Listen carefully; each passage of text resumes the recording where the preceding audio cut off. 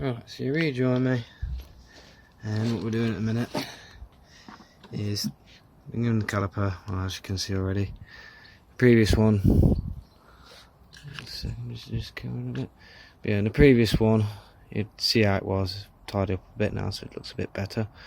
But obviously, it's all rusty and nice. Normal circumstances, piston and seal kit, rebuild, replace. However, I don't have a piston and seal kit on me. I can order one, but I don't have one on me. This bike I do need to use to get to work and back. Well, I don't need because I've got about 3 bikes, so it's not too bad. However, I like using this one to get to work and back. Small, nimble. My work commute is about 6-7 minutes, so it makes complete sense. And it fills up dead cheap. And well, my levy is needing to be put back together. All work's done, thermostat's been swapped and everything, just got to put it all back together. Not had a chance to do that yet. So at the minute we're on the big ass FJR, and for little tiny commutes and things like that, there's no point. Very big and very expensive tank. So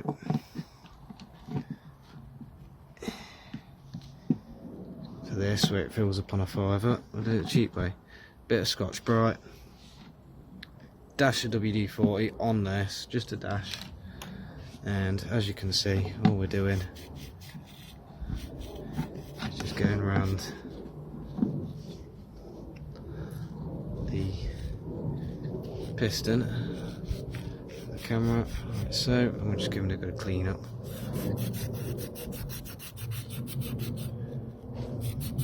Try and get the worst of it off.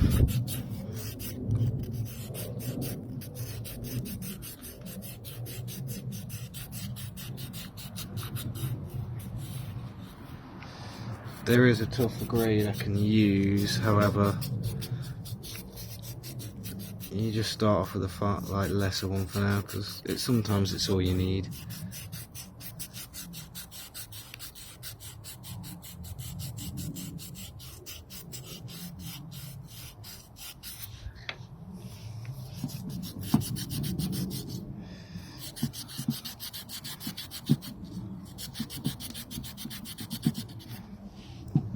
You have to bear with me to hold down on it while you do it, sort of thing. There's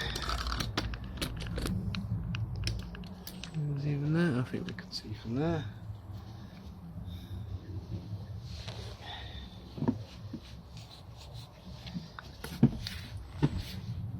Good on that. There. That's it, I get it.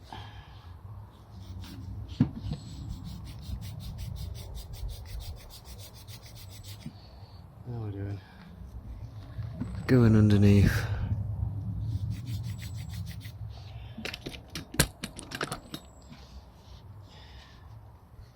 Giving the scrub up, bring it down a little bit actually. So it's coming in a little bit. There we go. You want to push it out just enough so you can actually do this. And this allows you to pretty much get all around that piston.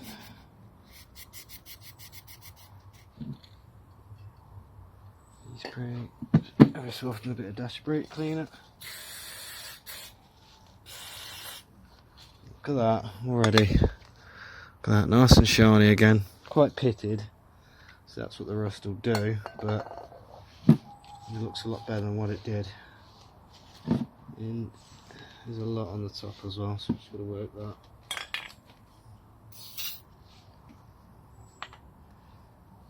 So there we go, as we're done. Feed it in there, feed it through.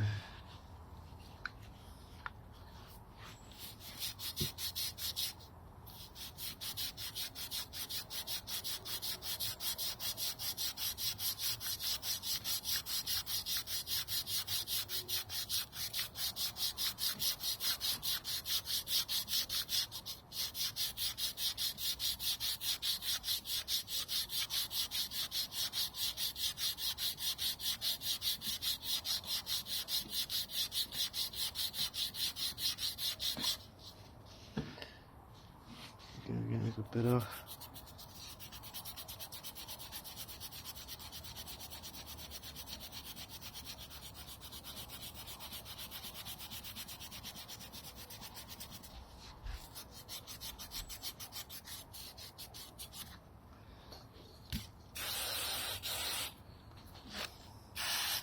As you can see, that looks much better, much better.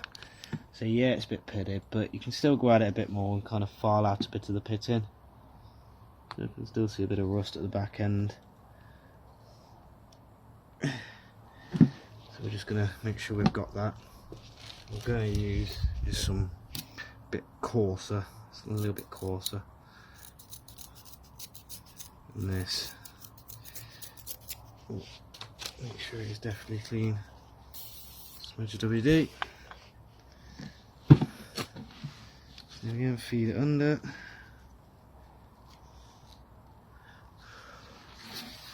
Hold it.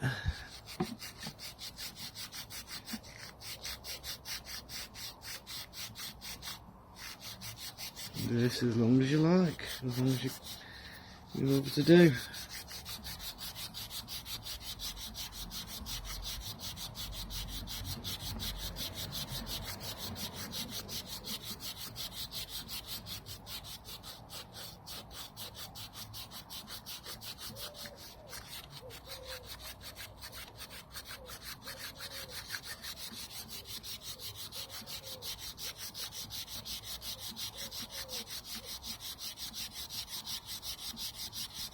The more you do it, the more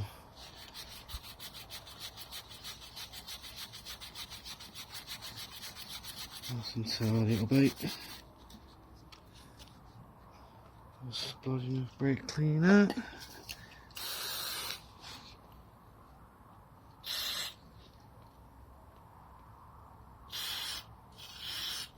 Yeah, I think we've got it. Still a little bit in there, so we're going to have one last go at it.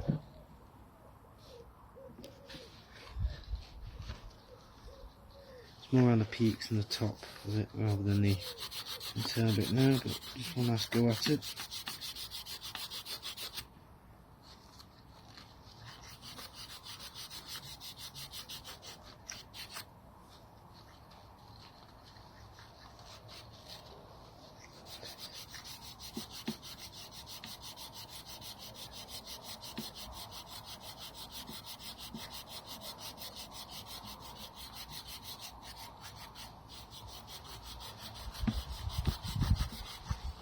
Do it.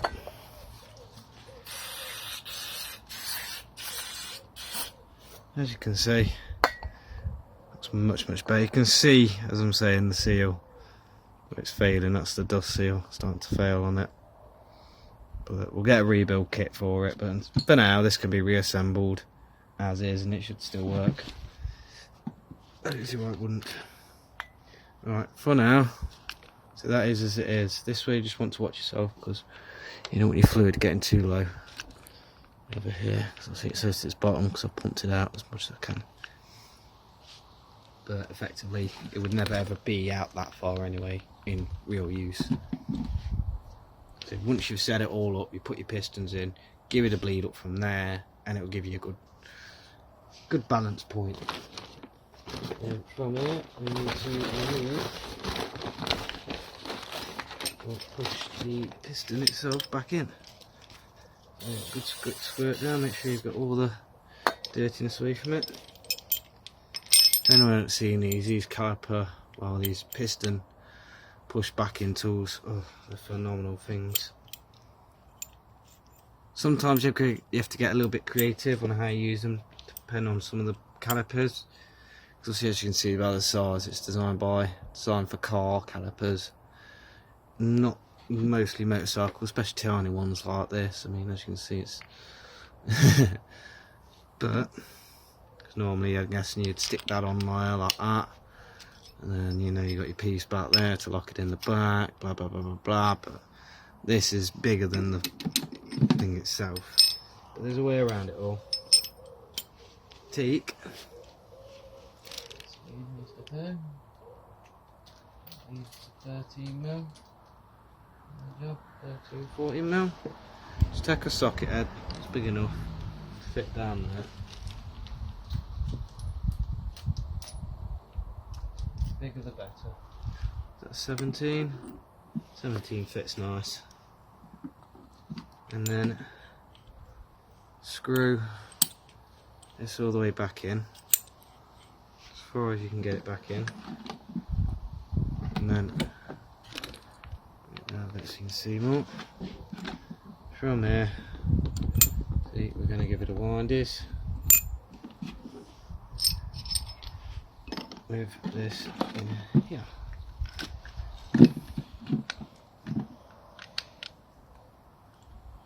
Depending on how far you've pushed it out already, it might be a bit tricky. So you might need to the first bit yourself. If you need to do the first bit yourself, easily done. Big persuasive spanner. Just fit it in there as best you can. This is the old style method. Big spanner. Get the 17 out first. Yeah, big spanner. Get it on the back. And just have a nice little push down. Because it's quite a big piston, it will have a lot of resistance to it, but all you're looking at doing at the minute is just pushing it in just a little bit. It's all about getting that bit of leverage that you need. Get it moved in just a bit. That's all I need. All I need, just a little bit.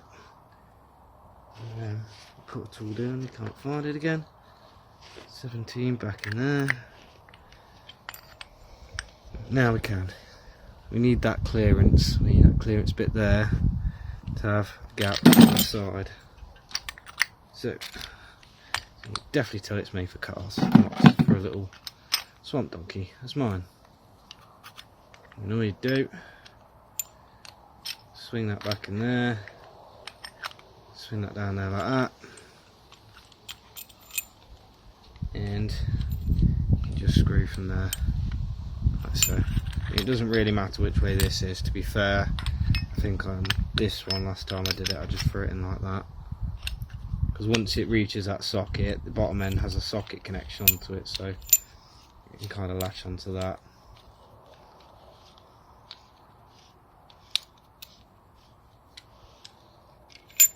And all we're going to do from here, you'll see, just turn it like a vice, and it just winds straight in.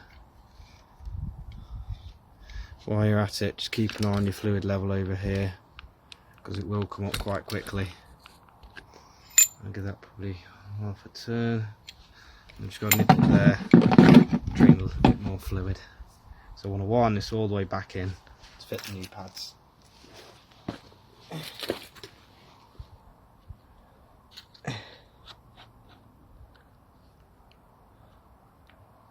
Take that off, back in the bag.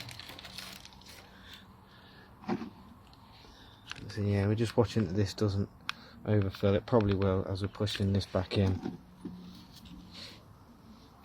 So I've bled the system, but I've not bled it to how its normal operating way used, because at the minute it's been bled to a different position. Yeah, so it's hard to explain. Now, as you can see, we go up here,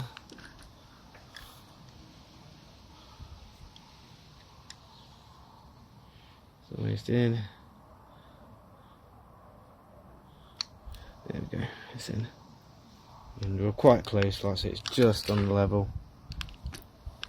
The fluid's still icky, I'll have to flush it again, to be fair.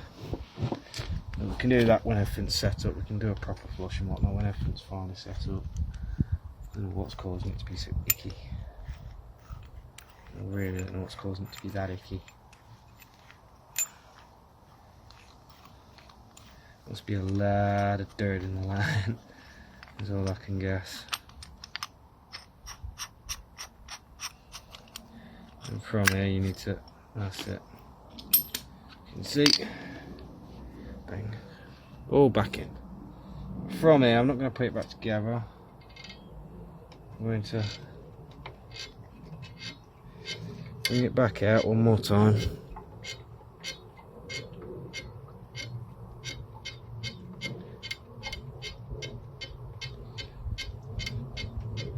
Because we'll get a bit more crap that was inside there and we'll get it out. Not massive amounts, but you'll just pick up a few little bits here and there that you can kind of give the last one. There's a few bits there.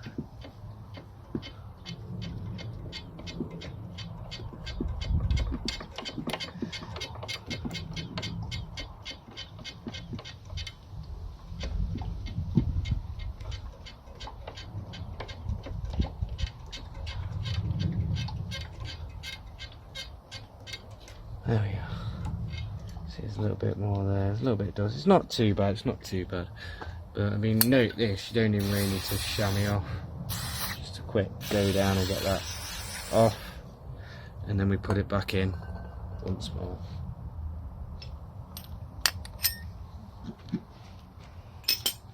Put that back in there, and send this all the way out.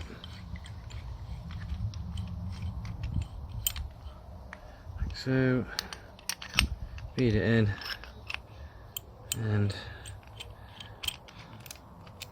send the piston back in there. So I do love this tool. It's made life so much easier. You just got to have a bit of imagination how you're gonna use it to do certain calipers, because it's on bikes, but you find a way.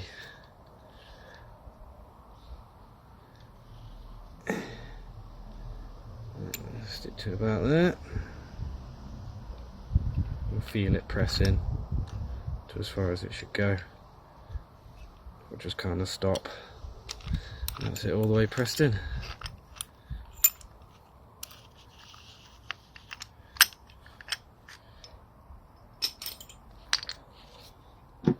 Dump a little bit of fluid.